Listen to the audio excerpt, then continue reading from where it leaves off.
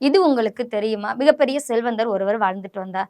திடீரென்று கால்ல பொக்களம் வந்துட்டு, அந்த பொக்களம் புண்ணாக மாறிவிட்டது. சாதாரணமான புண்ணு தானே அப்படி சொல்லிட்டு, வீட்ல உள்ள மஞ்சத்தூளு, காட்டன் துணிய வைத்து கட்டிக்கொண்டார். நாட்கள் கடந்தது. கடந்த உடனேவும் கால தூக்க முடியாப்புல போயிருச்சு. கால்கள்ல ரொம்ப வீக்கம். உடனேவும் ஆஸ்பத்திரியில போய் சேர்த்தாங்க.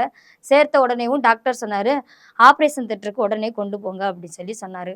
வெளியில புண்ணு 6:30 மணிக்கா இருந்தாலும், உள்ள சீல் பிடிச்சு அழுகி நாற்றம் எடுக்க ஆரம்பித்தது. உடனேவும் அத எல்லாத்தையும் சரி செஞ்சு முடிச்ச உடனே டாக்டர் வந்து அந்த செல்வந்தர்ட்ட சொன்னாராம், "இன்னி 1 வாரம்க்கு அப்புறம் நீங்க வந்திருந்தீங்கன்னா, உங்க கால வெட்டி எடுக்க வேண்டிய நிலைமையே வந்திருக்கும்" அப்படி சொல்லி சொன்னாராம். உடனே அந்த செல்வந்தர் தான் தப்ப உணர்ந்தாராம்.